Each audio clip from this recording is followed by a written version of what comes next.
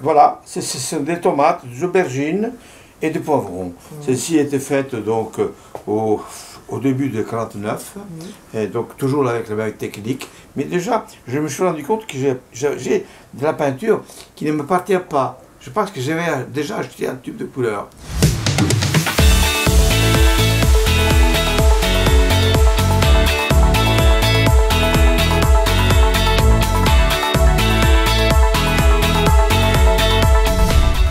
Donc les petits tableaux qui me restent encore, c'est une peinture début 49 qui commence déjà à être structurée et bien arpentée, à mon avis, maintenant que j'ai l'œil du vieux qui regarde la peinture d'un jeune. Et bon, c'est déjà pas mal. Ensuite, donc, nous sommes déjà en 49 et on passe bientôt, je n'ai pas d'autre chose parce que je ne les ai pas pour vous montrer.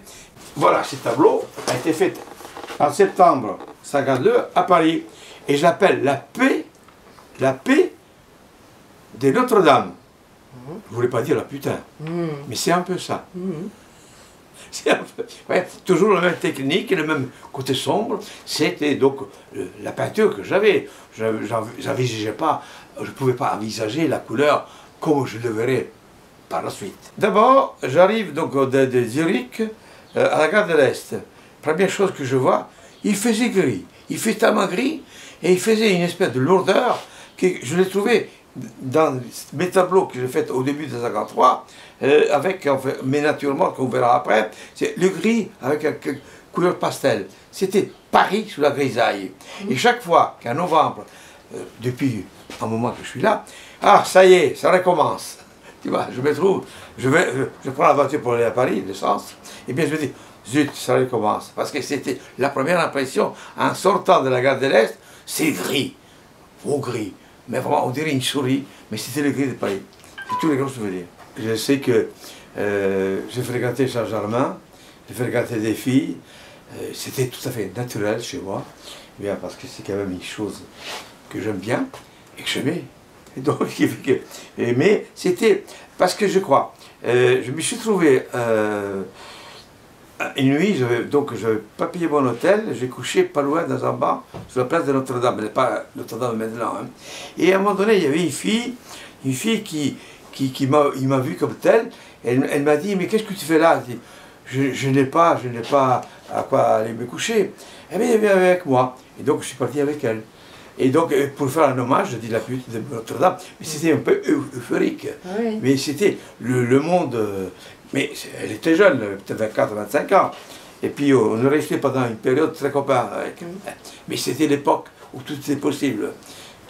N'oubliez jamais que 7 ans, 45, 52, ça fait 7 ans que la guerre était finie. Il ne faut pas oublier ça. Enfin, ce que je me rappelle, et ça fait partie de Paris, de Notre-Dame. Il ne faut pas oublier que pour nous, Italiens, Paris était d'abord la France, c'était la liberté. Nous, je suis né en 31, en plein fascisme, donc il y a la suite de la libération. Pour nous, la France représente la liberté. Vous les Français, vous ne le savez pas. Mais pour nous, étrangers, intellectuels, c'était le monde de la liberté. Il faut que vous cessiez ça. Parce que même au bout des 60 ans que je suis ici, je répète à mes copains français, vous ne savez pas ce que vous avez créé. Pour les étrangers, vous êtes responsable, co-responsable d'une certaine démocratie, de la liberté. Donc c'est ça. Donc Paris c'était le centre du monde, pour nous. Donc Paris, c'était Notre-Dame. Pas Quasimodo, hein, pas du tout. Mais c'est le monde. Donc la découverte de Paris, c'était essentiel pour nous. Donc pour ça, que c'est les premières images qui m'ont représenté. C'était donc ça, avec la formule que je pouvais immortaliser.